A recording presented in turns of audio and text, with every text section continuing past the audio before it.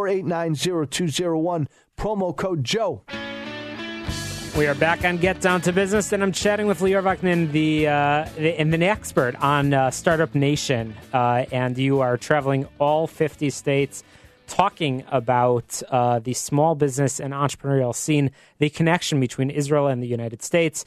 But Lior, I would love to talk to you just a little bit about what the Startup Nation mentality. There are so many entrepreneurs, there are so many innovators in Israel that are developing fascinating companies.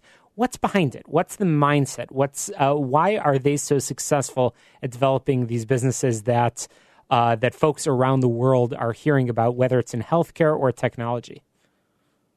It's a great question, and a lot of people have been asking it, and I would reference to one great book that covers really some of the reasons, and it's called, the name of the book is Startup Nation, but in my opinion, it really it boils down to culture, the Israeli culture. It embraces failure, which is a huge part of building companies and building startups. So people aren't afraid to fail, and they understand that it's part of the learning curve, and it's part of your way to success. Where in a lot of cultures, once you're a failure, you're kind of you're embarrassed by it, and you don't want people to know about it. So Israeli culture really embraces it. And another thing is challenging authority. And we know it by the Israeli term chutzpah, that we have the nerve to do things that are bolder, do things and challenge companies, challenge big corporations, multi-billion-dollar companies, and say, no, you know what? Even though we're young and we're 2 or 3 people team, we can do a better work than you do. And I think that those are the key elements of being successful in building a startup and later on bigger companies. Those are 2 great points, Lior, of how young American companies can learn from Israeli startups. 2 great points, foundational points. That I think are often overlooked. But I know this is not what you talk about frequently, but I love to sort of push the limits a little bit. Do you believe that there's things that Israeli companies can learn from their American counterparts, from an entrepreneur in New York City or in Chicago, that maybe can help them improve? Because I know, Lior, a lot of the work that you're doing is trying to create networking and build the bridge between the business community in Israel and North America. What can the Israelis learn from us Americans? So, first of all, it's humbling to think of Israel as a country of only around 8 million people, and even be on the same level of, what the American can learn from Israelis and Israelis can learn from Americans. But I think the 2 points that I really noticed that are really strong with the American startups and ecosystem is, one, the fact of follow-ups, and it's about building relationships long-term. A lot of times this is something that Israelis come here to America and they want to raise a round of funding. When they get the no, it's like, okay, he doesn't want to invest. Screw him, I'll go to the next guy. And I think that we can do a better job at this.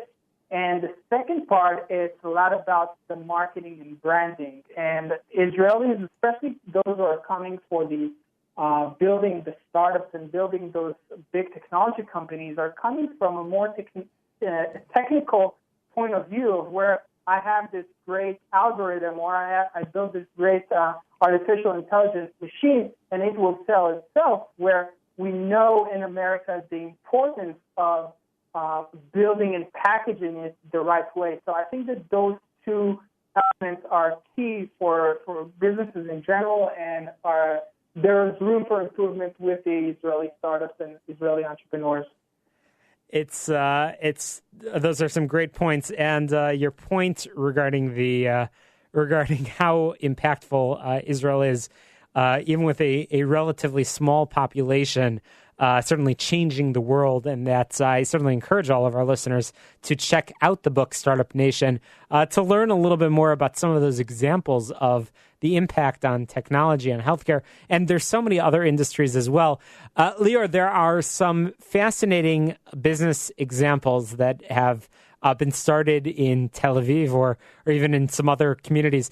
I was actually just in Israel just 6-7 weeks ago, and I'm walking down the beach in Tel Aviv, and I see a small office, and it says Wix.com. And Wix is a company, a website creator that so many North Americans identify with, and we hear ads for it on the radio. Did you know it's from Israel? And I know, Lior, you probably have hundreds and thousands of examples. So you're on a 50-state tour telling the story. How can our listeners learn more and find out more about Startup Nation and the importance of building the connection between Israeli and North American companies? So there are a few resources that I like to send people. One of them is Maps in Israel. It's a great platform that allows people to search through keywords and tags and relevant categories to whatever you're interested in. The average listener is interested. If he's interested in cars, he can look up the tag of cars and see what kind of startups are focusing on that. Digital health, marketing, cybersecurity, and so on. So this is one resource that I would recommend. And, of course, you can follow me on my journey, and I'm planning again on visiting all 50 states, so you can hopefully hear me talk more. We're slowly losing Lior, so look him up online. Lior Vaknin, thank you so much for joining us. I'm going to get down to business. We'll be right back.